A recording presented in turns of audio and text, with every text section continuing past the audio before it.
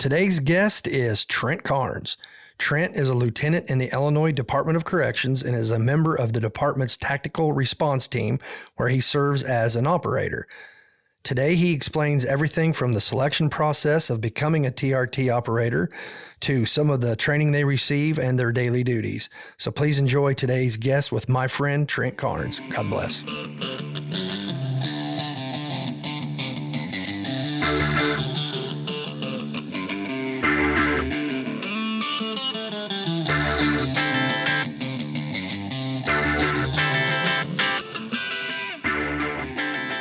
Thank you for coming down here today, Trent. It's always a pleasure to see you, my friend. Yeah, it's good to see you too, Rueff. What was it? About a week ago, we got together and burned a little powder. Yeah. And shot a lot of...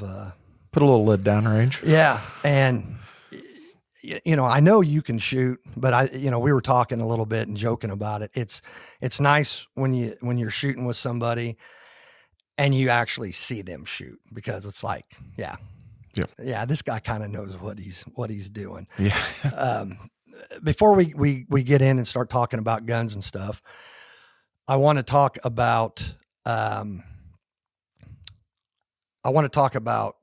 what your background is and firearms. Okay. So let's just start with what is your current title? I don't even know. All right. So I'm a TRT operator for the Illinois Department of Corrections. And I hold just a lieutenant position is where my rank is. Okay. But on the team, that doesn't really matter. So, just TRT operator. And like I said, for the Department of Corrections. Right. It's a pretty good job. I enjoy my job, so right. I cannot complain about my job. Something new every day. I'll put it that way. Boy. So. Yeah. And a lieutenant is, you start off in corrections as an officer. Yep. Then if you stay in security, the next promotion will be a sergeant, and then a lieutenant. Yep. So, okay.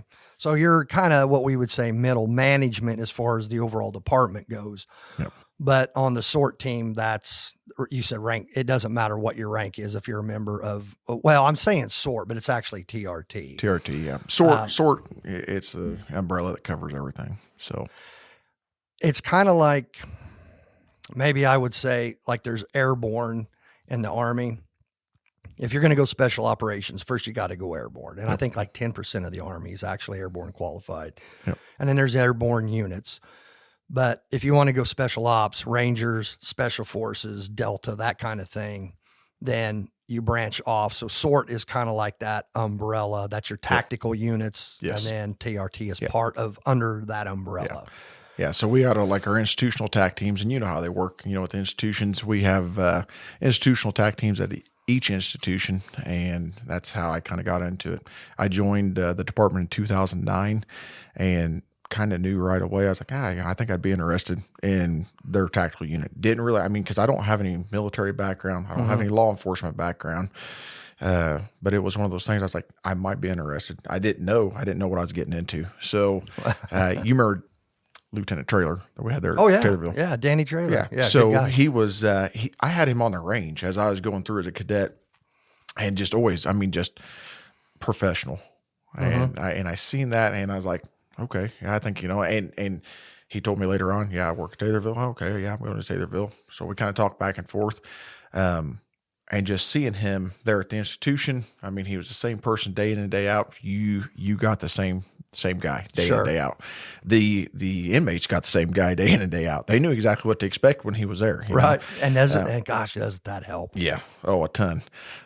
So it was, I seen that. It was one of those things, to be honest with you. It was just by luck. I worked with the institutional TAC commander that evening, and I just came off COT status. This is at the at prison. Taylorville, yeah.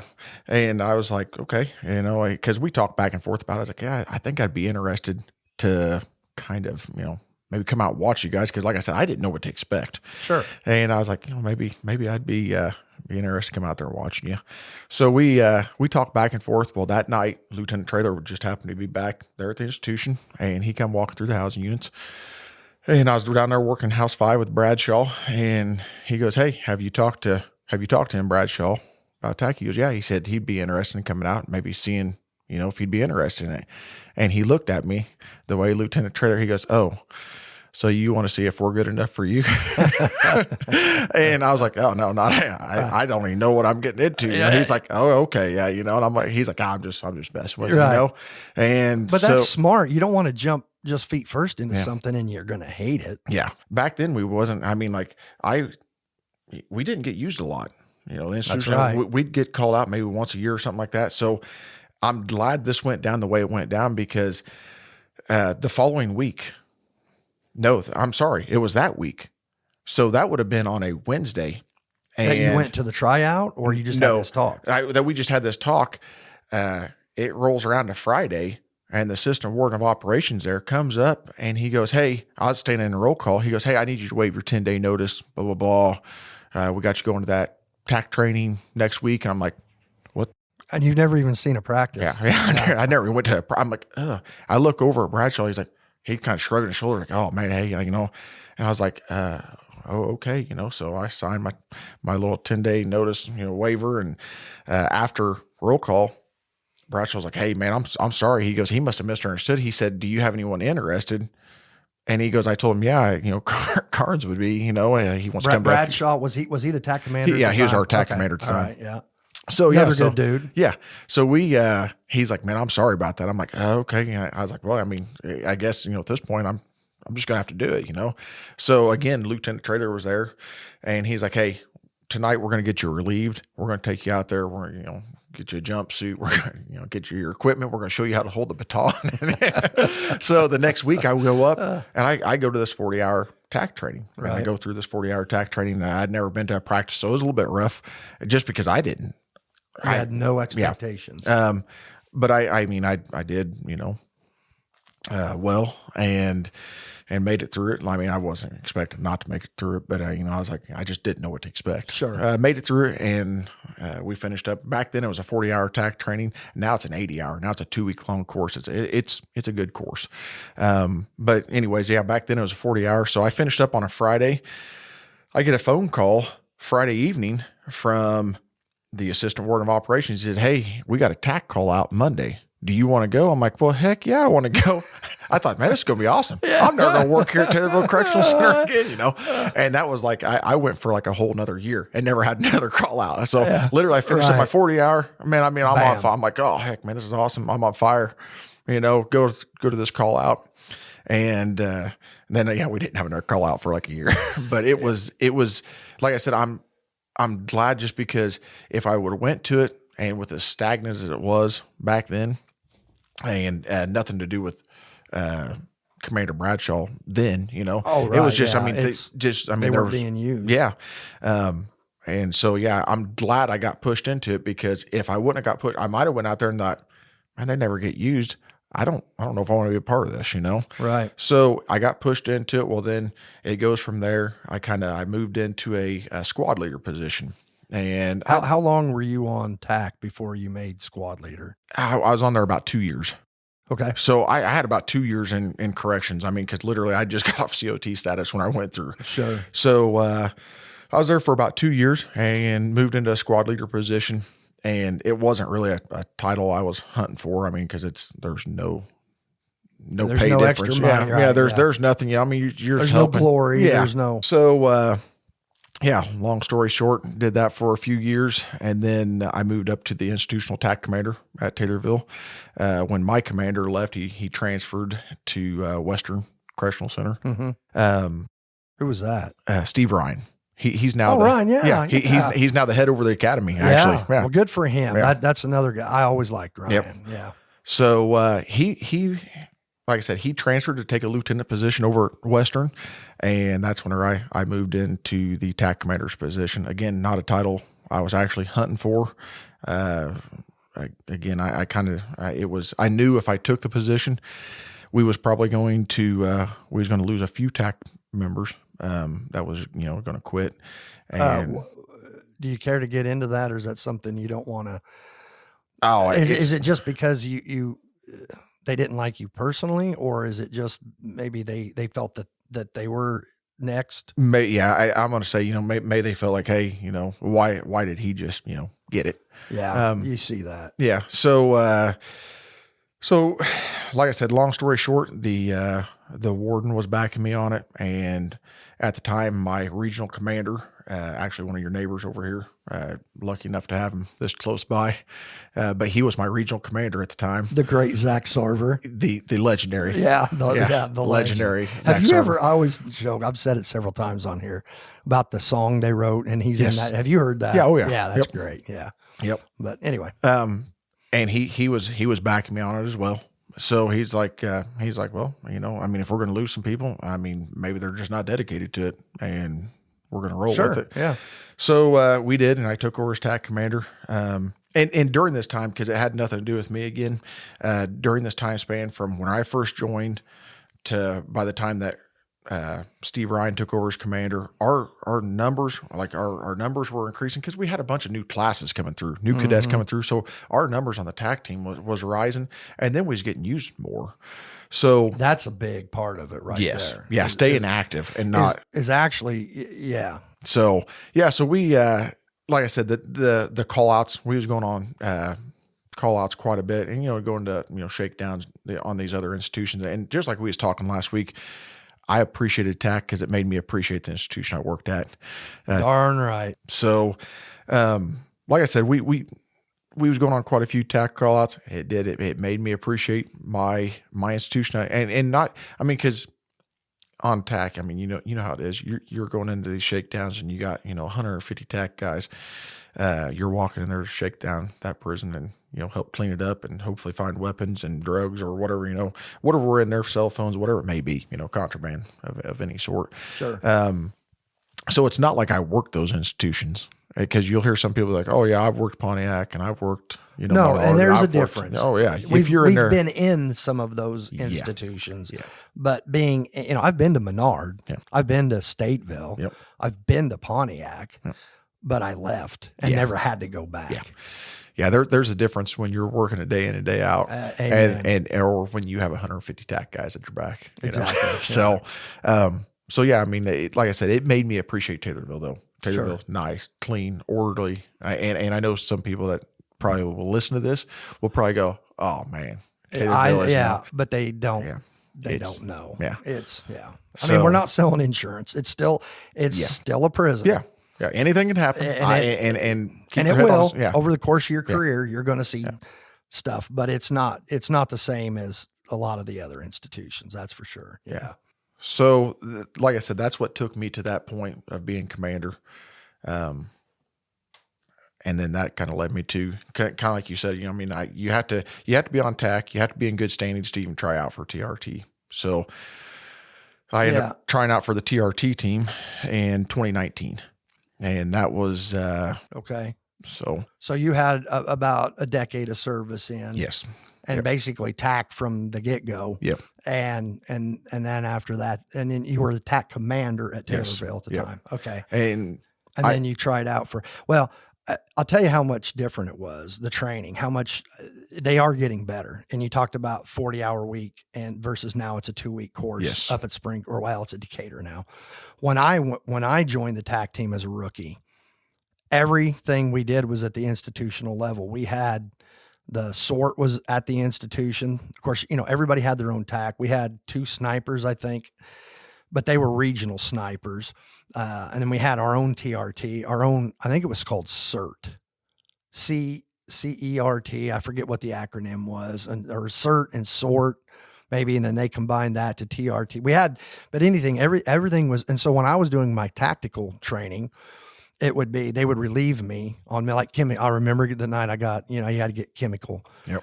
And Lieutenant Carpenter we go out to the warehouse and Carp's the one that sprays me, and then you go over and get a water hose, and then you go back. Okay. And then I can sign off. I've had my, I've been sprayed. Yep. And that training, you go over that course of instruction, and then sort of for the rest of the night, my eyes are about half swelled shut because I've got, big puffy from just taking a dose of, I don't know, that pepper spray, whatever they were using, but it has changed a lot. Yep. And for the better. That's one thing there's a lot of things we can say about the department that are negative, but that is one thing that they are getting better. Oh yeah. But, okay. So now you're ready. You're seeing TRT. Yep. That's intriguing to you. Yep.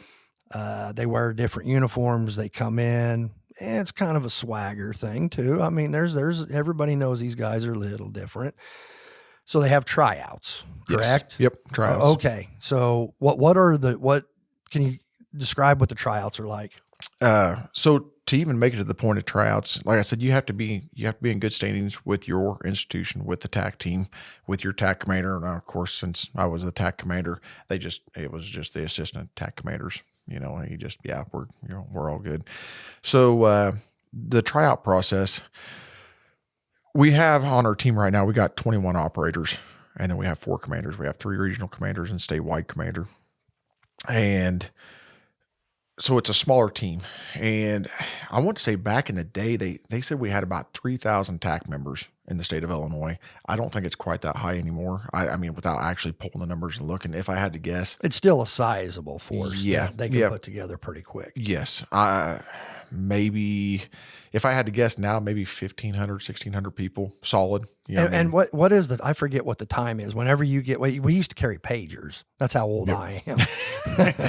But now I'm sure it's all the phones. How long from you got to get to your institution pretty quick. Yes. Yeah. Yep. So there's, maybe we don't want to say the exact time frame, but you have when you get a call out, you have to be back and then roll. Yep. Okay. Yeah. So like I said, had TRT. And by this time I'm a FRIT there at the institution. Explain what FRIT is. Okay. So firearms range instructor. And what exactly do those responsibilities do? Okay. So you'll go through a week-long FRIT course, and it's all about teaching, being able to teach firearms, be able to teach safety, be able to teach, range safety. I mean, the whole thing, it's all based around safety, at the end of the day, because you're going to be out there. Yes. You're going to be out there with people who's never been around firearms at all. Some of the cadets. Yep. And then you have in-service staff. They only shoot once a year. So you have to be able to get up there and, you'll give your little block of instruction on, hey, this is the weapon you're going to be shooting, and just kind of how to manipulate the weapon safely, how we're going to draw this weapon. And we even do it with in-service staff just to make sure, hey, everyone's on the same page, and, we're not just, going It's not a free for all. Yeah. So, I'd been working FRIT for a while, and actually I got FRIT when I got, the institutional TAC commander. That's one of the requirements, or one of the required trainings you have to have as TAC commander. So I was an officer then as the commander, and started going through. And when I was doing that, it was, like I said, we went through FRIT, instructional methods, all these little trainings you have to do to be able to teach. And by the end of it, I'd already hit lieutenant. So, but I was getting used quite a bit, even as an officer, because it gets offered up to lieutenants first, to go out to the range and be able to, do day 5 range, or be able to use, out on the, cadet ranges. So they offered up to lieutenants first, and then sergeants, and then officers. And I just happened to have it to where a few of the guys that were FRITs, and even our range master that was there at Taylorville at the time, and he's like, hey, listen, he had a vision for me and didn't even know it. I didn't know it. He's like, hey, I want you to start doing some more ranges. Who do you mind saying who we're talking about? Well, he ended up as Major Weemhoff is who it ended up as. So Tony. Yep. Shout out to Tony. Yep. He was, man. Yes. Oh yeah. Yeah. I have a lot of respect for him. We all do. He was, he told me before, him and Warden Clark. I mean, back when he was another good one, man. Every name Major. You're dropping, these are all solid guys. They would tell me, hey, you're going to be TRT. And I'm like, nah, I'm just this is where I'm at. I appreciate what I got, the job I got here.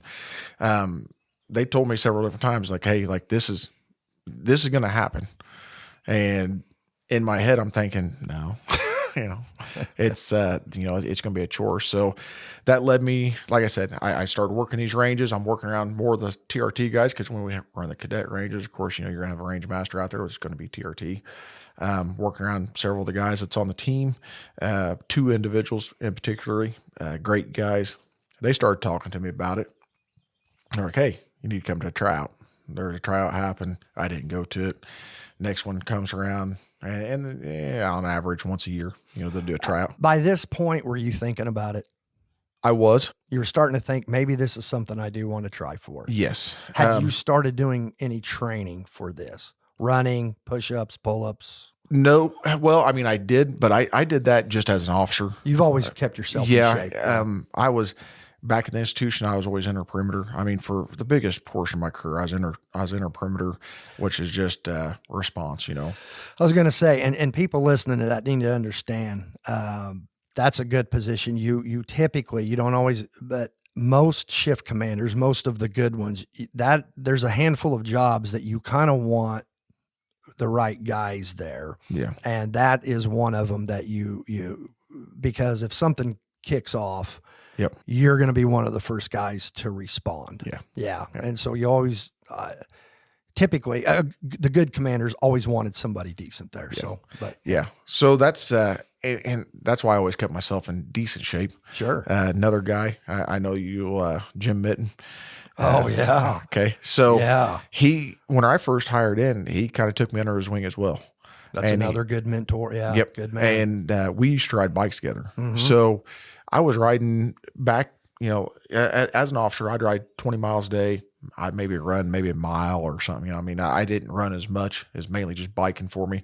And then just, normal calisthenics, just so I just wanted it where if I had to respond to code 1, officer in distress, that I'm not sucking wind when I get there. You don't want to be wheezing and then have to fight. Yeah. Yeah. So, I tried keeping myself in decent shape. Sure. And like I said, I'd worked with a few of the TRT guys out on the range. Like I said, as a frit, and they talked to me, and I'd been told, they said that, and by this time he'd moved into the commander position, statewide commander position. They said, the guy that's statewide commander, he'll never put anyone on the team that isn't former military. So I thought, well, I mean, it ain't going to happen, not a big deal. Right.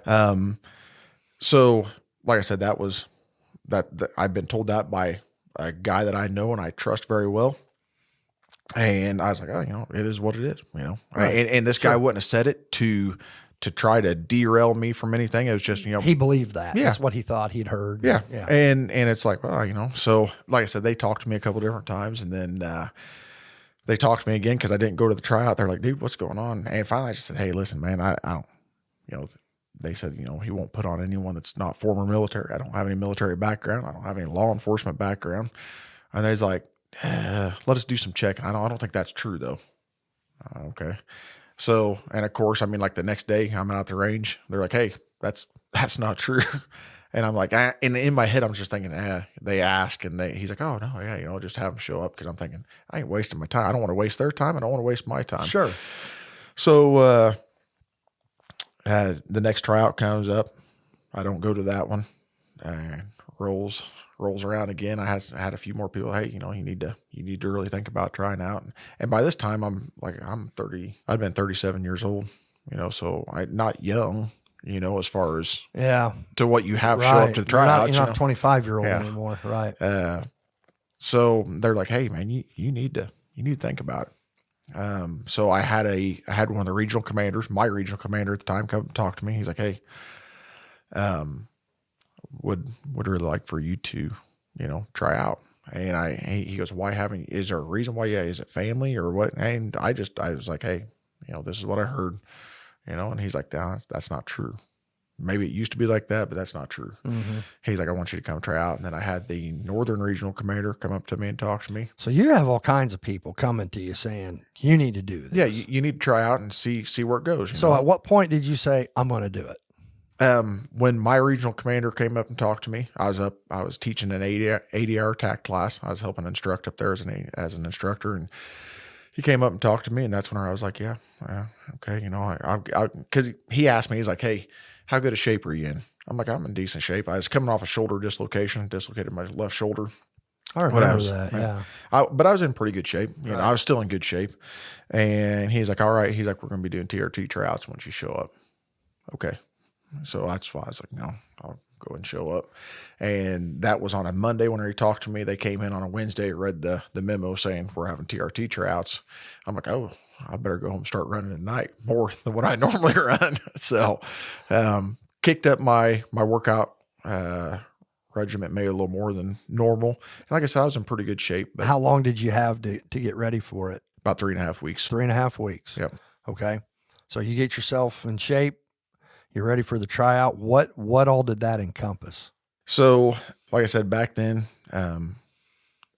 if I remember right, we maybe had 25 people, 25 candidates, me being one of them, show up to the tryouts. And so you have to turn in, like, again, you have to be in good standings with your ward, and you have to be in good standings with the TAC team. You have to turn in a packet, with all your stuff.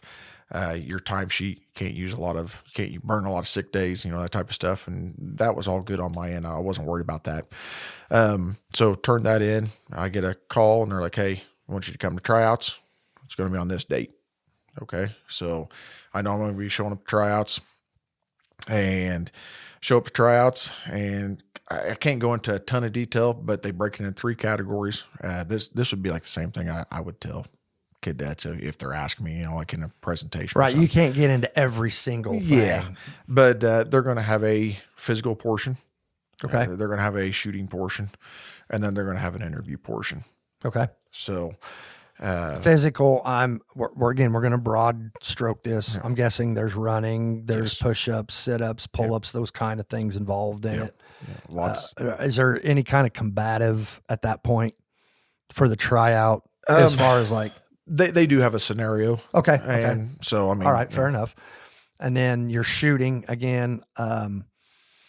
Is it multiple weapons? Yes. Okay. So you're shooting different weapon platforms. Yep. Probably various ranges, different scenarios. Yep. Okay. So, and to be honest with you, we try to mix it up. That way it's not the same thing day in and day out. I had the range last year on the TRT tryouts, so that was my portion. I kind of set it up the way I wanted to. I bet that's fun. Oh, now, once you've already made it. Oh yeah. Because then, guys are coming in and it's like, okay, we're going to do this, this, and this. Yeah. And you can set up your own scenarios and then you can just sit back and it's a lot more fun than going through it, isn't it? Yeah. So, but yeah, so I knew, and at the end of the day, you don't have to be at the very top of every single category, the physical, the shooting, the interview, but you have to shine at least a little bit because we got 25 guys and they said, we're going to take 6 to transition.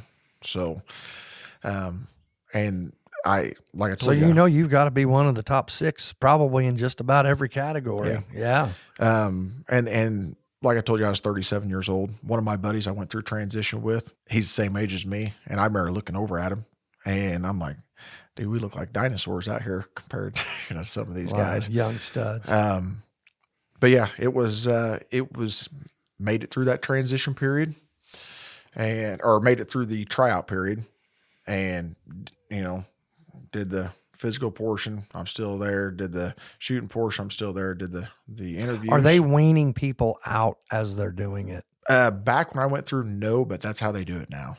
Okay. So, but anyways, yeah, long story short, I go through the interview and in my head, I'm thinking, either they already have the people they want because my interview was not the interview I was expecting. Okay. Like, some of the questions they ask, it wasn't what I was expecting. And I'm like, oh man, well, I was like, it's worth a try, I was like, they found the people they want, or it's either that, or it's, hey, we want him to go to transition, see if he can make it through transition. But it was, I was thinking, they found the people they want. Right, because like I said, there were some studs out there. Sure. Oh yeah. And not that I'm saying that to make it sound like I'm a stud myself, because that's no, not. But I mean, you're being very dismissive of yourself.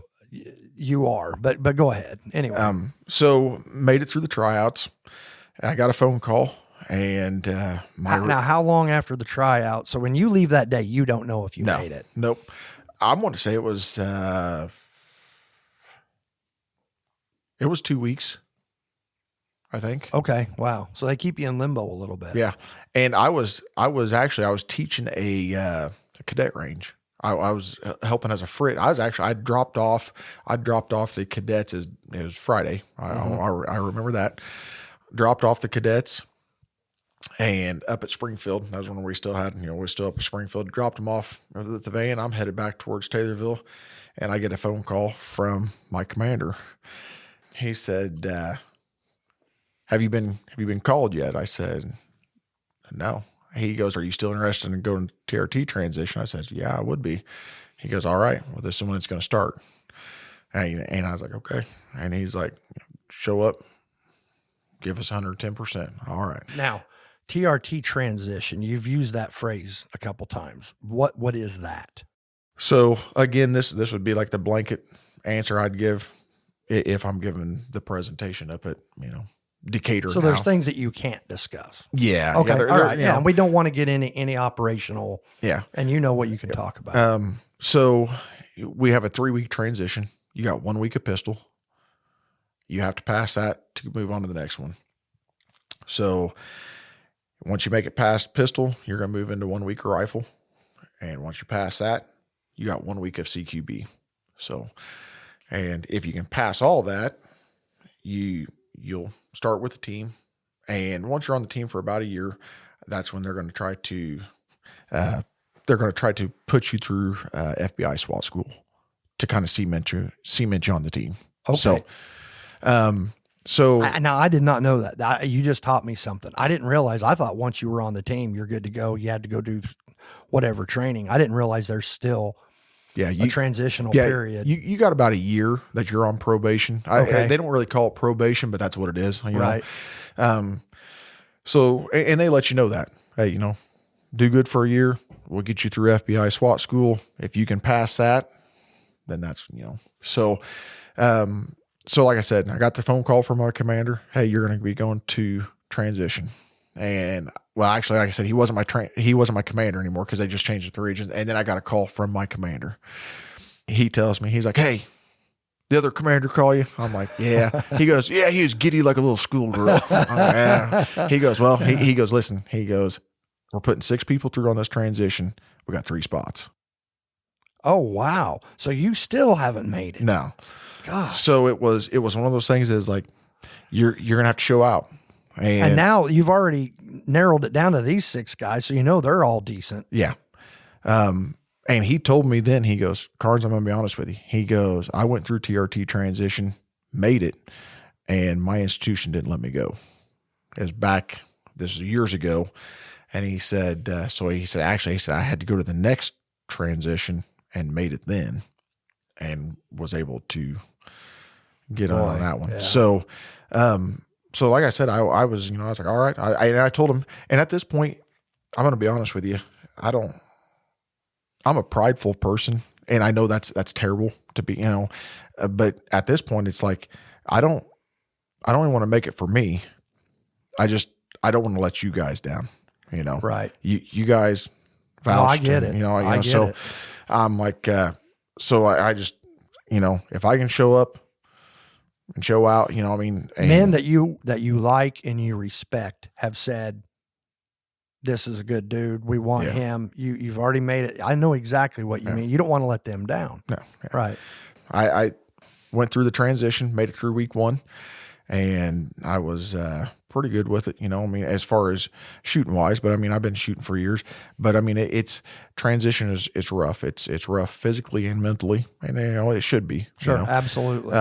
So it's not just straight shooting. They're going to test you physically and mentally, and put you back out there and kind of see where you're at and see if you can pull it back together, after they've worked you over pretty good. Right. So made it through the first week. I got to the second week, and it's rifle week, and I've always been able to shoot fairly decent. I'm not. I told you last week when I was out here, I made a comment to someone. I'm not the greatest shot in the world. I don't claim to be the greatest shot in the world. You just don't want to hold the target for me while I'm shooting at you. Yeah, exactly. And again, it's not that I'm the greatest, but I was like, I didn't think I was going to be struggling, but I'd never shot like this. So we move into the rifle week. I make it to Thursday, and they're testing us physically. I got my leg kind of wrapped up. I went down, and to be honest with you, when I first went down, I thought I broke my lower leg. I did a little damage to myself. Well, you need to explain to people, how tall are you? I'm 6'7" and I weigh about 245 pounds. So you're not a little spry guy. No. You're a tall fella. Yeah. I mean, yeah. So I can see that some of that stuff would, So, and like I said, it just went down on my leg wrong. I finished out what they had us doing. I was hobbling pretty good. And one of the instructors for the transition, he comes up to me, and he is now my commander. And he's direct and to the point. He's like, "Hey, Karnes," he goes, "Are you good?" He's like, "Are you injured?" And I'm like, "Oh, I'm good. I'm good." He's like, No. I need to know. Right. Like this isn't the point where I need to Put know. the tough guy stuff away. Yeah. Are you injured? Yeah. So, it was one of those things that's like, okay, I was like, I'm good. I'm good. He's like, "I'm not going to ask you. I need right now." Yeah. And I'm like, okay, yeah. I got something wrong with my lower leg, and my boots on, and I have a tall pair of leather boots on. They're tight.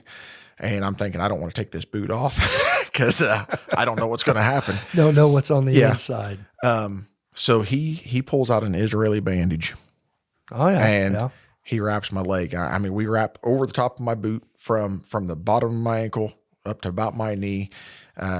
We wrap this thing tight, and I finish out the day. And I knew all I had to do, I had to get through Friday, and I was going to have the weekend off. So I got to qualify on Friday. But what I was worried about was before we qualify, if they have us do any type of PT, am I going to be able to make it? Right. Yeah. So that's what it come down to. And we've lost a few guys at this point, that didn't make it, from week one. And, the guys I'm with, I got a lot of respect for them, good dudes. And they tell me, cause I told them, I said, "Hey guys, listen, if they have us run, I'm going to go as far as I can. And, I'll go till I can't." Yeah. And then, that's going to be the end. And the little guy there, and he wasn't real big when we went through transition. He's put on a little more muscle since then, but he tells me, he goes, we'll carry you. And I was like, that's not the way it's going to work. He's like, "No, that's the way it's going to work. If you go down, we're carrying you. We're finishing out the run." Hey, you know what? What a brotherhood, though. Yeah. And that's what, I told him. I said, guys, part of being a team is knowing when you're the weak link. Yeah. And I said, that ain't going to happen. And that's when another one stepped up, and he goes, "Guarantee you can't fight us all." You can't. You might whip one of us, but you ain't whipping all of us. You ain't going to get all of us. And I'm like, what a great, and I was like, "Oh, okay." It's, I appreciate you guys being there, but I thought I ain't going to have someone carry me. Well, thank God the PT that was included that morning didn't have a lot of running. I don't know if it was because the instructor was like, "Hey, I know that, right." We did some other stuff, but it wasn't real bad as far as on my leg. I went to the doctor, and that was Friday once we qualified, and I knew I was moving on. Right. I left Springfield, stopped by the doctor. They x-rayed it, and they're like, "Hey," because I should go back Thursday after this injury happened. I got back to the academy and took my boot off. My ankle swelled up like a cantaloupe, and I'm packing ice on it. I had a few of the guys from the TRT team that had talked to me about trying out. I mean, they're up there. I got one guy rubbing horse liniment on my ankle, I got one guy taping me for a high ankle sprain. I mean, they're packing ice. I mean, I got all types of stuff, right? Just trying to get me to where I can, finish out. Yeah. And I appreciated that a lot. Oh, I bet, yeah. But yeah, so I go to the doctor, and she tells me then they x-ray it. I mean, cause it's puffed, it's still puffed out pretty good. But like I said, I got my boot on, and I got this thing cinched down. It's not real comfortable, but it's at least I have enough support to where I can keep going. Sure. And I did. I still had that Israeli bandage. I had that thing wrapped tight on there. So stopped there. They x-ray it, and it come back. I can't remember what they told me what it was. Right. Pretty much it was like, "Hey, if you are off your feet," it was for something like 2 months or something. Keep your leg elevated, very little movement. It's going to heal on its own. And I'm thinking, I don't. There's no way. Yeah, I don't have that, right. And I said, what happens if I don't? And she goes, well, I can already tell you, she goes, if this happened to you Thursday and you're just now coming in, she goes, you're going to be stupid enough that she goes, you're going to have to end up having surgery on it. And she goes, you're going to be non-weight bearing for, it's like 6 weeks. I'm like, oh, so I was like, yeah, that's rough. And then she goes, it'll be a while for you to, get back into it. And I thought, man, if I can just make it through transition, if I can make it through the next week, CQB. I got 1 week to go, man. Yeah. So I kept it wrapped tight that week.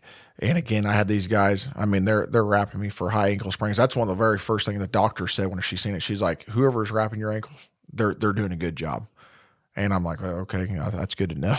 Well, the next week is the same thing. I mean, heck, I'm packing ice on it, and they get me through the next week. Well, and I'm thinking with an injury like that, the next week you said CQB. Yeah.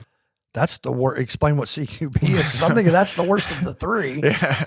Close quarters combat. Yeah. We're moving around there teaching us just room entries and that type of stuff. And we're doing force on force. And so there's a lot of movement. There's a lot of maybe even a little grappling involved possibly. There's a little bit of, so I'm, I just had to make it through that week was what I was thinking, and I thought, because back then we wasn't full-time. TRT wasn't full-time back then. I thought, if I can just make it through, and then the week after that, if I can get back to the institution, if I can, drop some vacation days, take as many days off as you can get. Yeah. So I took it easy. I did. I tried to listen to what the doctor said as much as possible, but I can't have my foot propped up, for that long. Right.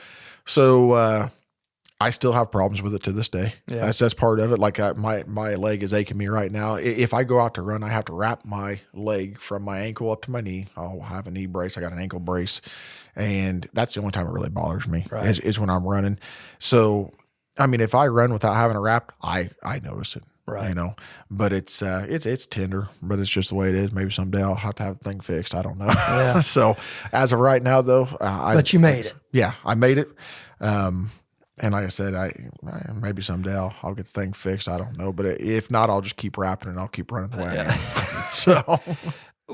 So at the end of that week, did you know you made it? I mean, is it one of those things by that point, all I've got to do is get through CQB? Yeah. Yeah. And that's got to be a heck of a motivator. Yeah. So, and I shouldn't say I knew that I made it because they told us they were going to take 3 and we had 5 make it. So, oh, wow. Most of the time, and they told us, they was like, we've never, we don't have that many that usually makes it through. We usually lose. It was a good group. Yeah. We lose over 50% of the group, Right. So they went to work our statewide commanders like, hey, I'm going to talk to some people. Because as we was getting down towards it, they're like, hey, we're going to have to start cutting people. Mm-hmm. He stuck his neck out and he's like, hey, I think, we got some guys here, some good guys, keep them on, maybe bump the numbers of our team up just a little bit. So that's and really, what they did. And it's so good that they did that because the next class, maybe they come through and they're not, there's really none of those guys. Maybe the top guy there wouldn't even be the 6th or 7th guy when you happen to go through. It's funny how that works. You see the same thing in the military. Oh, yeah. Some classes, the attrition rate's 90% versus maybe the next one's 50%. It's just the way it goes. So you make it. Now you got to be tickled. Oh yeah. Yep. I'm just to make it at this point. Cause like I said, there was people from the institution that had stuck their neck out for me. Yeah. That had, I shouldn't say stuck their neck out for me, but they they spoke very highly of me. And at that point, I don't care about me. Like I said, I do have pride, but at that point it's not for me. I just, get it. No, I 100% get it. So like I said, I just for them at that point, I was happy, Sure. And I was happy too, but it was, absolutely, like I said, it was just, all these people had faith in you and you did it. Yeah. So, made it through and, so. Okay. So now you're on to now, when did it go? It's full time now, correct? Yes. Full time. What do you know about when that change happened? Which I've never understood from it should have been full time. Yes. Long time ago.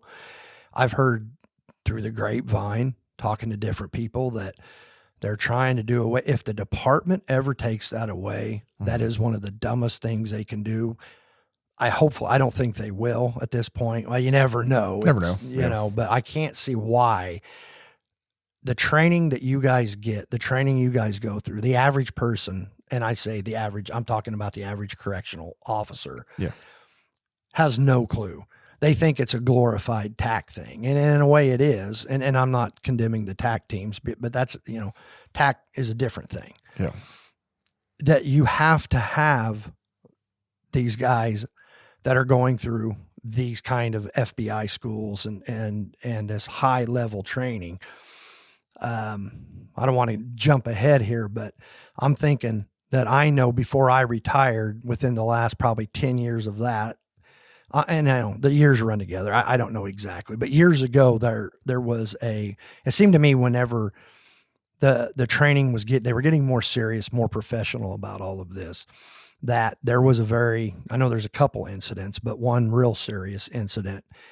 And the stories that I've heard of how that whole thing went down, they had to actually go in, get a guy, took him out, hostage type situation. From the things that I have heard, of course, anytime there's that situation, the Illinois State Police comes in, does their own investigation. Yeah, automatic. I've heard that is one of the most textbook operations in any corrections in this country. They said that was performed almost flawlessly. It went, I mean, there's always something you can learn, but I have heard that went so well, and I attribute it to everything you're talking about. The process of selecting these people, the process of the training you guys are getting, and we'll get into that. But for an operation to go down the way, I think you know the one I'm talking about, the way that one went down was just, from what I've heard, was unbelievable. I was in the academy when that happened in 2009. Okay. This is what's crazy to me, because it stopped we were supposed to shake down Pontiac. This may not be the same one, but either way, go ahead. Okay. We were supposed to shake down Pontiac, and we didn't because of all the stuff that happened. Southern portion. So, my mom passed away in 2018. So before I made it on the team, she took, during my graduation, and of course, you know how moms are. They're proud. Yeah. They're proud, you know. Oh, of course. She's taking pictures, and she took some pictures of, because they talked about it at the graduation. They didn't go into great detail. They just said, right. Operation, blah, blah, blah. And my mom told me then, she goes, we went out to eat afterwards. I'll never forget this. And of course, I'm married by that time. So my wife's there. My stepfather's there. My mom's there. We go out to Smoky Bones in Springfield to eat. And we're sitting there, and my mom looks across. She goes, "You're going to be one of those guys someday. One of those guys." She goes, "I guarantee you." And I was like, "Mother's intuition." I was like, "I don't think so." But appreciate her, mom. You know. But yeah, like I said, and she knew. Yeah, that's something. Didn't get to see it, but she must have known. So, she knew. But yeah, that was like I said, that happened when I went through the academy. And again, I get to work with some great guys. And it's all due to that process. It's you show up, and you're wanting to be a part of something, Absolutely. And it's I don't care if we're just showing up to count ammo, just doing our inventories on. You're not going to have some dude that's just laying out. It's everyone grabs something. Hey, let's knock it out. Work together as a team, and that's just the way it is. That's awesome. What can you get into some of the individual training that you have went through, or that you've had since then? You said FBI. After that, you go to FBI SWAT. Yeah, is that standard? Everybody goes to that. Yes. Yep. So we and they've started trimming some stuff back, but you'll get put in because we have dual roles on our team. So sniper plus operator. So they'll go through basic FBI basic sniper, advanced sniper. You'll have DMR courses, so designated marksman rifle. You're going to have carbine, and you'll have pistol mounted optics. Advanced SWAT is another one. There's a few other ones. Basic firearms instructor, which that's we all teach, so that's not a big. Not a big thing. Where are most of the FBI classes? Where do you go for that? Chicagoland area. So okay. That's where we go through most of our stuff at. There's a lot of MTU classes that we'll go through. I mean, whether if it's just, a basic SWAT class or, I mean, they might have a DMR class or something like that. There's just a lot of regional style trainings we get to go to that I probably wouldn't have went to working for other departments. Right. Yeah. So, and that's a positive. I know a little birdie told me, this was years ago, and he's like, I was talking to him, and he said, well, Trent will never say this. He won't brag on himself. He said, but he attended, now how many years ago this was, you went to, gosh, I think it was an FBI, I don't know, one of those schools. And he was really proud of you. And he's like, there was 20 some guys in the class, and the guys in the class there were special ops guys, FBI, federal marshals, whatever. They're from all over the country, going there for a reason. And he said, Trent was the second highest shooter in the class. And I said, well, that doesn't surprise me, but, that says a lot. Going's one thing, passing's one thing, but being one of the top dogs, it's a feather in your cap there. You don't want to say nothing, do you? Well, it's I have to go back and look. Matter of fact, I just seen it the other day. I seen our sign-in sheet for that was FBI SWAT school. Okay. I want to say we had maybe 32 people there. Oh, 30 some. Okay. Maybe. Right. Like I said, without going back and looking, yeah, it was a good time. It really was. I had a good time. How many weeks is that? That's 1 week that you go through. Okay. SWAT school. Did you learn a lot? I felt very well prepared going up there to it. Just because that says a lot about the corrections training, doesn't it? Our team. So when I went up, you had myself and 3 other operators from our team that went up, and I felt very confident with what we did, with our shooting abilities, and not just me. I'm talking about everyone on the team. Like you have to be able to shoot. You have to be able to operate. You have to. Again, that selection process. Because we're pulling from a group of. I think they said we have close to 9,000 weapons qualified people in the Department of Corrections. That's a lot. So, out of that, and then, like I said, we pull from TAC, and like I said, we I don't know, maybe 1,500 people now. But at one point, they always said 3,000, but like I said, I don't think it's quite that high anymore. So we pull from a large group. But to be on the team, and you have to be able to shoot and operate. And this isn't just me. Like I said, and again, up there going through SWAT school, they're going to have you go through the FBI obstacle course, and you get certain points for pull ups, and certain points for your run and the shuttle run you do, and they had you running like with 40-pound ammo crates. So again, me being me, and one of the guys on the team, he calls me spare parts because I'm always injured. Something's way, like I said, my ankle's all tender right now. I dislocated my shoulder the very first day of SWAT school, doing pull-ups, and I thought I was good. And I'm in good shape going up to this. Man, I've been practicing, pull-ups and push-ups, and you name it. I've been running. I'm down. Again, I'm older. I'm about ready to turn 40 when I went through SWAT school, but I'm running like a 5-minute mile, or down in the 5s, not like a 5-minute flat. Yeah. Oh yeah. Under 6.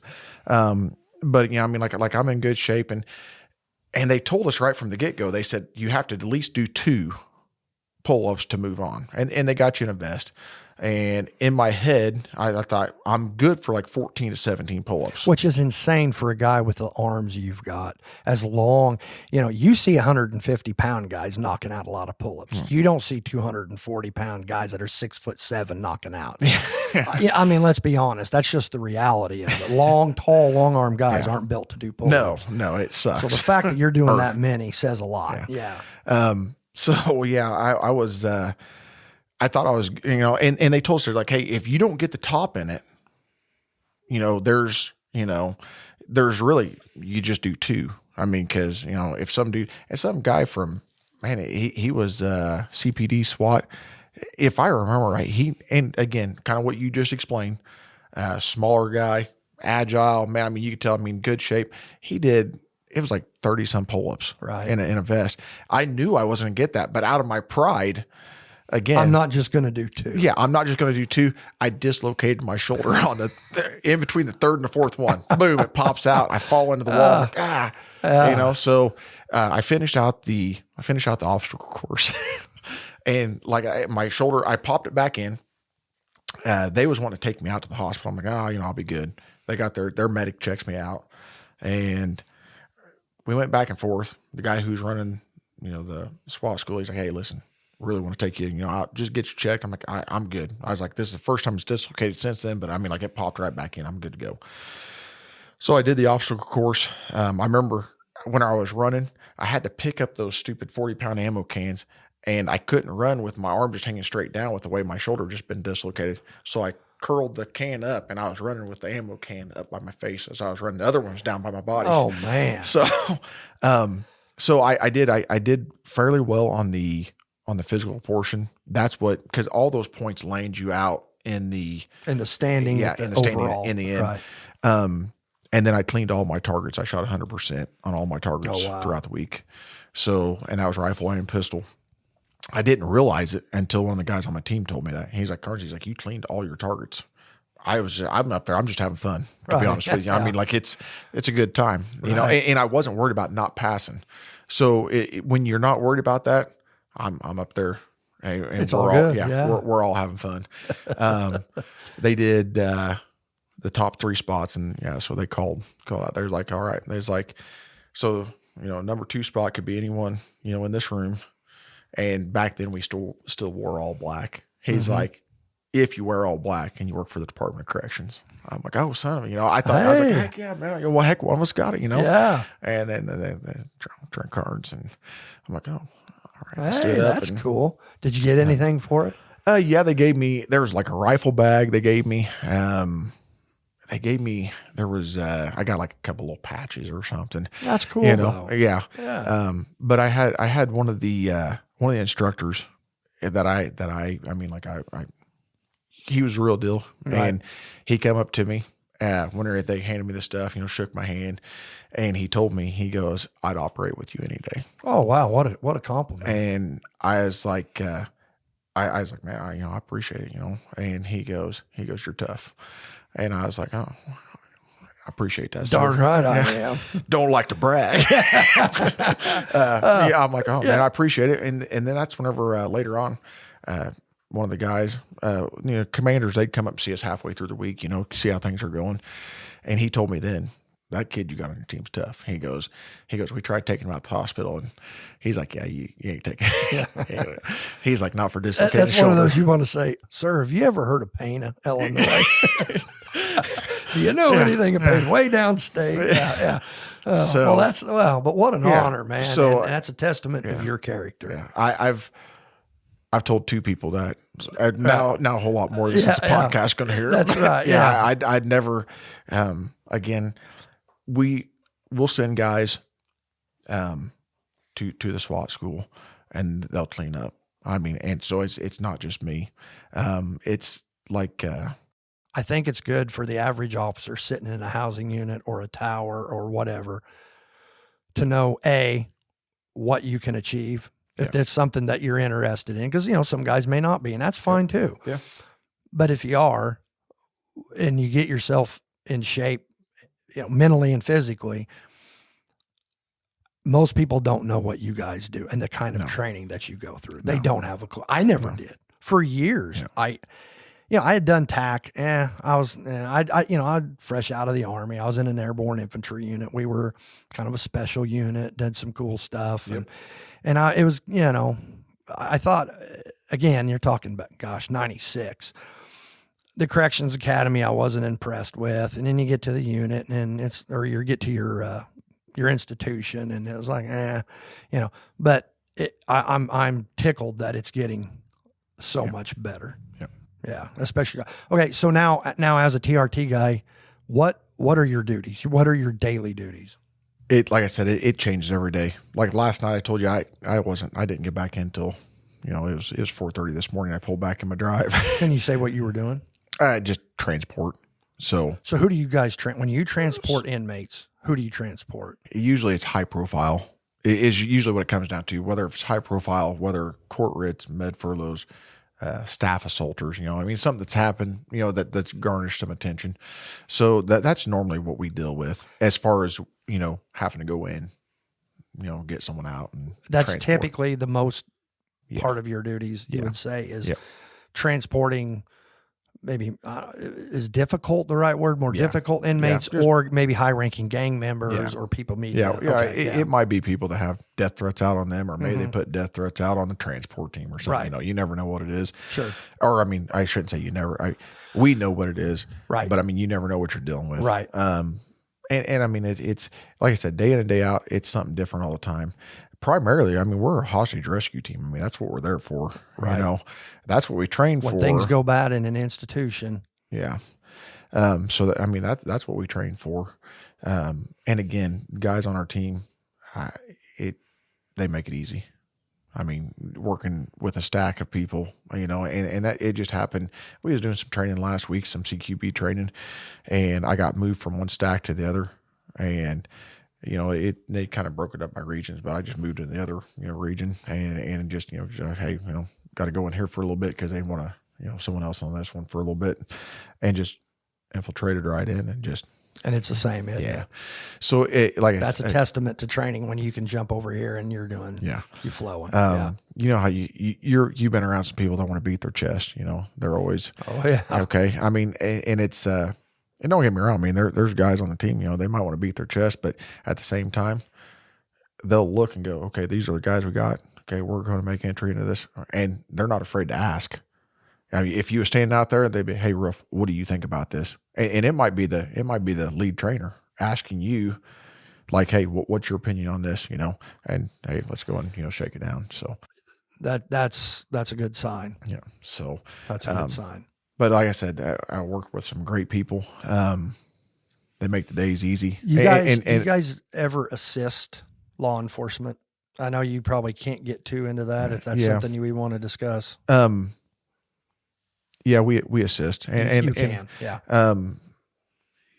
I can't really go into detail. Fair enough. But we'll assist. You work with different other agencies. You guys work with other agencies. Yes. Too. Yeah. Fair enough. We don't want to. Again, most people, what you said earlier, most people don't know what I do. Even there's guys on TAC that don't even know what I do. Right. Yeah. They're like, I told this story the other day. I went walking in the institution, and I say the other day, my time all runs together. And the older you get, the worse it is. Could have been 2 years ago or 2 months. This was at the end of at the end of 2025. I go walking in there. There's an officer that's in there that she's on cycle training, so she was just up front at the time. She's like, Karnes, I don't know if I want your job anymore. And I'm like, oh. And I'm thinking to myself, I thought, well, I didn't know he was even on TAC, And I was like, why is that? She goes, they said the other day you had to fight some inmate that was covered in poop and pepper spray. Which is a lovely combination. Yeah. Oh, yeah. Yeah. And it's aromatic. Okay. And like I told you last week, you know how the stories kind of get blown out of proportion. Yeah, so the story that they heard, usually there's a little bit of truth in every story. Right. And that's what I was like, well, kind of. I did, but. And she goes, that's crazy. I don't think I want your job. I don't want your job anymore. Right. I said, well, what did you think I did? She goes, I thought you just drove in your car all the time. And I was like, what? I'm patrolling the roads from escaped convicts or what? I was like, huh. I was like, yeah. And that's I was like, I'm thinking to myself, I thought, yeah, there's a lot of people they really don't. Even though, I know them, they don't really know. So, but yeah, like I said, it's a good job to have. I feel very blessed day in and day out, something different, get to work with good people. And I don't even care. Even, it was here a while ago. We went down to, Texas, flew down to Texas and had to help a guy with a roof down there on the King Ranch. And what a place. I've never been there. I've been close to it. Yeah. Wayne Prose and I went down there years ago on a hog hunt. Yep. We were hunting hogs, javelinas, coyotes. We were 45 minutes from Old Mexico. Yeah. But I know that they got nilgai antelope. Yeah. And Yeah. Yep. Did you guys squeeze in any hunting? Oh yeah. Yep. Did a little hunting while we was down there. What were you hunting? We was hunting nilgai. We was hunting the hogs, javelina. If you bought the permit, you could hunt javelina. And now looking back, I should have just went ahead and bought the permit and shot one. Yeah, there's a javelina right up there. Yep. Dad shot that one. Oh yeah. Yeah. Dad got that one. Yeah, but we was down there, and like I said, guys on the team, there was two of them. They're like, we don't know nothing about roofing, but you tell us what to do, we're going to do it. Good man. Yeah. We worked. I figured it up because I'm a nerd. I had put the old pencil to the paper. I'm like, man, we worked. It was like 18 and a half hours. We flew in. We got in Thursday afternoon when we got down there, and we flew out Monday morning. If we wasn't roofing or eating, we was hunting. And that even counted cruising at night. I mean, because they'll hunt with thermals down there. Of course. Yeah, you can hunt at night. Yeah. So yeah, I mean, if we wasn't roofing or hunting or roofing or eating, we was hunting. Isn't that awesome? But again, you weren't down there for tack training. No, this is benefit time. We just took vacation time. I think you need to explain that because people, they're paying them to go down and hunt hogs. I wish. That'd be a real good job then. I don't know if anyone's listening. I mean, if you can make that happen, weapons training. Yeah. But you guys, I mean, that speaks to the nature of how close knit of a team you are, that somebody knows somebody down there needs, let's go. Yep. And several of you roll down and Did you get any hogs? Oh yeah. Yep. I think I'd have to go back and figure up how many we shot. I shot 4. Oh, wow. And then I shot 3 coyotes. I think one guy shot 6 hogs. I think they said we killed a total, 25 in those 4 days. The hog problem in Texas is insane. Them silly things are everywhere. Did they have feeders set up? Yeah. But when they have the feeder set up on that, because the guy we was down there hunting on, he leased 13,000 acres, I think they said it was. And he had them set up for the feeders, but this is for the deer. So he put panels all the way around them. So the deer will jump the panels and get in there and eat, but the hogs couldn't get in to eat. And people hear, they're shooting them over feeders. They don't understand. Number one, you said 13,000 acres. Okay. That is that thick brush country down there. And the hogs create so much, they spread disease. And then on top of the disease, they absolutely destroy the habitat. People that haven't seen it don't know how insane. It's crazy. It looks like somebody ran, some of them I've seen when we were down there, looked like somebody ran them old plows, like when I was a kid, before they got how good they are now. It's unbelievable the damage they do. And that terrain is so thick down there, you have to kill these things.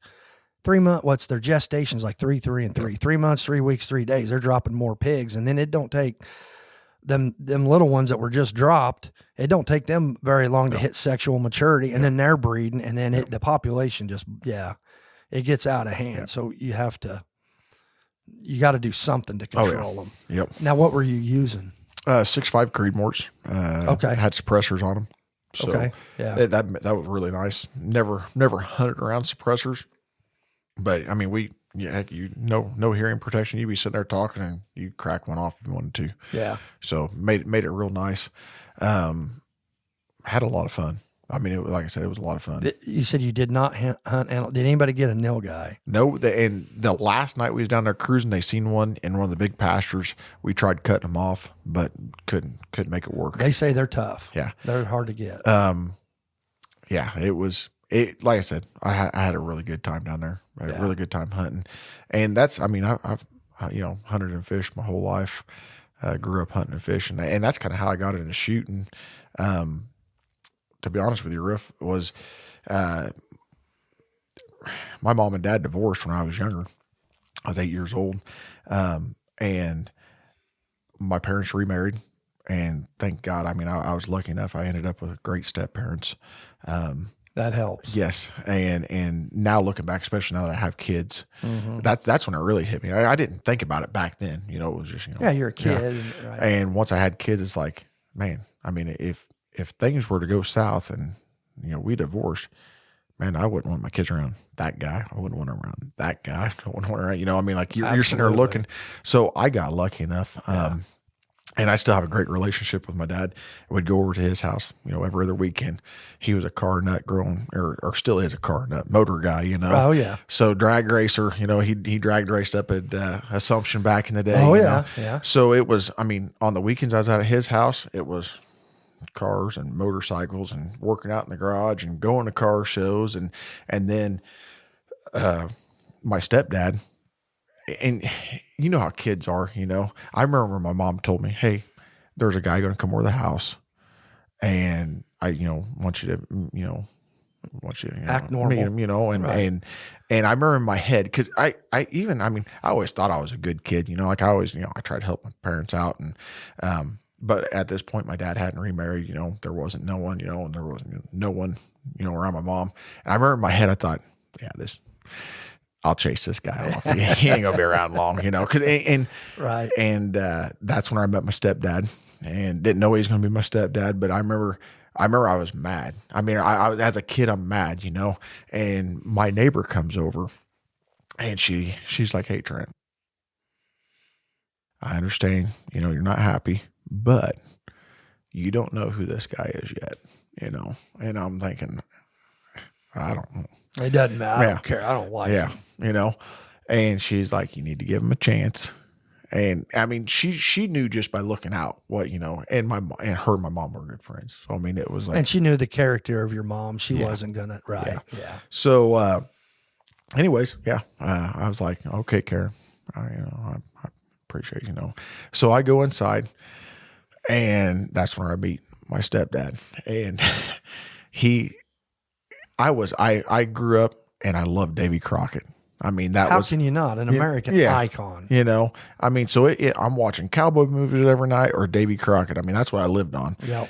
My parents bought me my first gun was a Daisy Red Ryder. Oh, and I don't know how many BBs I shot through the thing, but I was a kid. I didn't, no one showed me, and I met my stepdad, and he's a hunter, and a fisherman.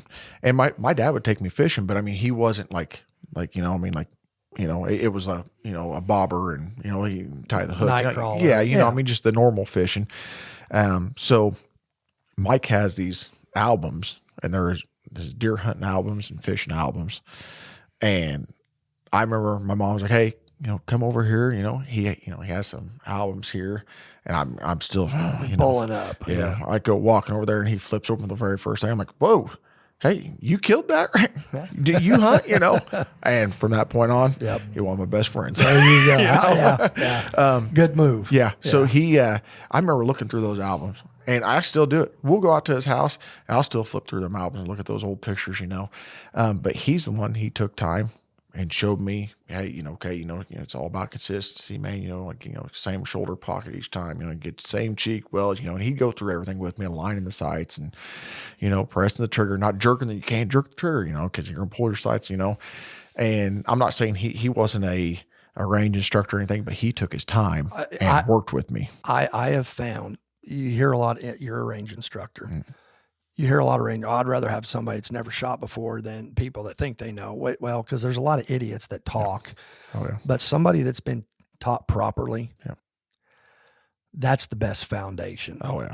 I've always said, through Correction Academy and shooting and the military, and I learned more from Harold Rueff growing up on that farm. Yep. Than I did anywhere. Now, like you said, you getting into close quarter, combatives and CQB, there's different things that you're going to do, going out on patrols and that. Well, Dad taught me a lot about that too, even as a little guy. But you learn, you do. If you have somebody at a young age to teach you the proper way to shoot, that is so important. Yep. Yeah. Like I said, he took his time with me. And that's awesome. I hunted and fished growing up, hunted a ton, and it wasn't just, shotguns and rifles. And it was bows. I've been hunting since I've been 11 with a bow, compound. Me too. I was 11 when I started. That's I could pull a 40-pound bow. And I remember I was so close the year before, and I could tell my stepdad didn't want me to, but man, I was so stinking close. And he's like, now listen, even though you can pull it back, I mean, it's nice, it's warm right now. You have to be able to pull that back when you're cold. You're sitting down in a stand, you know. That's exactly right. So by the next year, I was good and strong, and I mean, you know, I was good to go. But yeah, I mean, shot compound, recurve, shot longbow for a while. Hunted deer with a pistol. I've killed deer with pistol, with black powder, inline, side lock. I haven't killed one with. I've killed one patch and ball, but I haven't killed one with a flint lock. And I haven't either, and I've never killed one with a recurve. Yep. Okay. So I would like to. I've thought about, you know, they have all these different groups, and I thought, what if we started something that you got to kill one with a pistol, a muzzle loader, shotgun, rifle, handgun, and bow. Yep. You know, and then we could even break that down further and say, okay, have you got one with a recurve? Yeah. Have you? I've thought that, you know, that because there's something to be said for taking a white-tailed deer with all the legal means that you can take one. Yep. I agree. And it just makes you more well-rounded. Yep. Being able to use a lot of different weapon platforms. Yep. That's I know it's controversial, but some people they hate crossbows. Crossbow. Throw that in there. I've killed them with that too. And that's I've shot them with a crossbow. Oh, yeah. I don't have a problem shooting with a crossbow. I don't have a problem shooting with a whatever. If I can hunt one with one, I don't mind it. See, you and I are on the same wavelength, and I know there's a lot of guys that hate the crossbow, or you'll see a lot of guys that they'll start off bad mouthing crossbows. And then next thing you know, they're like, well, I got a bum shoulder, or I've got this, or I've got that. Yep. And it's like, well, maybe they do. And because I'll tell you what, shooting my compound anymore, my shoulder bothers me. But for some reason, the recurve don't bother me. Yeah. I don't know why that is, but I shot them with a crossbow because I wanted to shoot them with the crossbow. Yeah. I didn't try to make an excuse. Like, well, the only reason I'm shooting it's because I got something wrong with me. No, I just wanted to shoot them with a crossbow. I want to see what it's like. Exactly. It's a new weapon. Again, if you're a conscientious hunter and you're taking the proper shots that you should, and I'm assuming, but we all know that there's not all those guys out there. I had a sergeant I was talking with, and you know, some people in the Department of Corrections, they're opinionated, and hey, I teach your own, you know. Sure.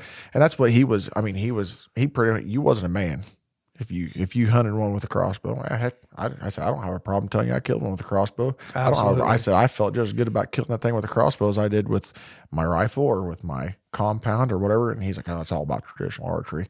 You know, you shouldn't be able to, you know, hunt that thing during bow season. If you want to use a crossbow during gun season, yeah, okay. And he kept talking about people shooting 200 yards with it, and it's like, okay, there are a few. Well, I agree with him on that. They shouldn't be shooting 200 yards with a crossbow. No, one of the guys that worked with there at Taylorville that worked with us, him and his brother both have some. I mean, I'm talking some really really nice crossbows, and they'll shoot them. I mean, I'm talking a ways, but they don't hunt. They don't take a shot that far. Yeah, I mean, they'll shoot out 150 yards with practicing, right? But they will not. They won't. I mean, they're still about. Well, matter of fact, when I talked to him the last time, he said, about 60 yards I'll shoot. Perfect. But you know what he'll shoot with his compound? Those 75 with his compound bow, his vertical compound. He'll shoot 75. He'll shoot 75 yards with that thing. Well, and that's a big part of it too. Is whenever these guys start complaining about you're using you're using a crossbow. Yeah. It's like, what kind of bow do you shoot? Well, I've got the brand new Matthews, whatever with it. Okay. Well, 85% let off. Hold on. You have to understand, when I started shooting a bow back in the 70s, as a little kid, it was a stick and a string. And then we got with the wheels, the bracket wheels. They weren't even, and then they put them between the lens. Then they started splitting, and then they come up with the hatchet cams and the whole evolution, man. I've been there for the whole silly thing. So don't sit there and tell me you're using a modern compound bow. If you're not using a stick and a string, I don't want it. I don't even want to hear it. Oh, yeah. I don't even want to hear it, because these modern compound bows, like you're saying, I watch guys all the time shooting out to 100 yards. You know, it's not the same. No. So stop with the traditional archery thing. That's my opinion. Like I said, my stepdad, he hunted with a crossbow. He started in 98 hunting with a crossbow. And that's what I told the guy. I said, well, man, my stepdad's hunted with a crossbow since '98, and pretty much he was like, he shouldn't hunt then. I said, this is the thing. I said, he was 100% disabled from the military back in, I want to say 68, 69, somewhere around there, whatever it was. Right. He's getting older. Yeah. And I said he could have hunted with the crossbow the whole time. Exactly. I said, but he loved hunting with a compound. And I said, I'll never forget. Rueff, this is burned into my memory. I remember the school I went to, I didn't have school on Fridays. And that was we hunted, and I remember it was during the rut and I was at a different spot. I remember I come back home and I seen Mike come back, and I could tell when he's walking up, like he parked the truck. He's walking into the house. I could tell there was something wrong. I said, Mike, what's going on? He goes, I couldn't get my bow back this morning. And I said, what? Hey, he's like, good. He said, oh man, that's nice 10-pointer. And he'd pulled muscles in his back. He'd dropped it all the way down to 42 pounds. I think was the very last thing we had it at. And he couldn't pull it back. Literally, he went to the doctor that day. He didn't want to, but he's like, I don't have any other choice. I can't. To the point now I can't draw. So he went to the doctor, got the note, and the doctor's been on to him for years. Years. But he went another, 18 years hunting with that compound. With his when vertical he didn't have to, because that's what he loved. Yeah. And for that guy to tell me you're not a man, that's what I told him. I said, you know what? I said, this is a guy. I said, he has like 28 deer heads on his wall. There's bear in there, he has tons of fish. And he's a man's man, a man's man, The weapon you use to hunt with doesn't make you a man. And that's what, he's shot several bucks with a crossbow since then, But you know what? As long as he's out there hunting, that's what I'm happy about. I don't care what he's hunting with. And that's what I told the guy. I said, you know what? And I told the rest, because he was kind of making a thing there in the classroom, kind of like he's proving a point. And I said, I said, it's their tag. I said, it's whoever's tag. However they want to hunt it, they can hunt it. I don't care. I don't look down on somebody that goes to the grocery store and buys a steak and brings it home. I don't think they're not a man. No. So. How much hunting is involved in that? Yeah. Would you condemn somebody for going to the grocery store and buying packaged meat? No. So why are you condemning somebody that's at least taking the time to get out there and actively hunt and be part of nature, to take the whole thing in? And as well as I do, it's the experience. That's most of it. When you're successful, that's just icing on the cake, and then your family gets to eat it. But some people, some people just like you said, the chest thumpers. They want to, whatever. And God bless you if that's the way you feel, and that's okay. That's okay that people disagree with me on it. I don't care. But yeah. Well, Trent, I'm gonna have to have you back. Oh no. Please, we're going to have you back, brother. We're an hour and 20 some minutes into this. It don't feel like it. I'm sorry. No, this has been great. I love it. I'd like to have you back and we can talk guns, because I want to have a gun show where I just talk guns, and maybe I'd like to do a 3-mic setup and get a couple guys in here. Okay. And we'll just talk firearms and different calibers and what we've liked and what we've seen, we've had success with, and what hasn't. Anything you want to throw in on this? Yeah. You've still got a few years to go before retirement gets you. Oh yeah. At least 9. Yeah. So, at least 9. Yeah. We'll see. I could go as soon as 7, but I don't think it will be. It's probably 9. We're going to go with 9. Yeah. I had Mike Cerruti on here, and he said something very good. I had to outdate the day I started, and that's the way I knew when I was going to retire, and I did. That's when I retired. So 27 years later, I walked out the door. Yep. But Trent, thank you so much, man. It's good having you in here, and I appreciate you taking the time, brother. Not a problem. Not a problem at all. All right. We'll see you. Have a good day.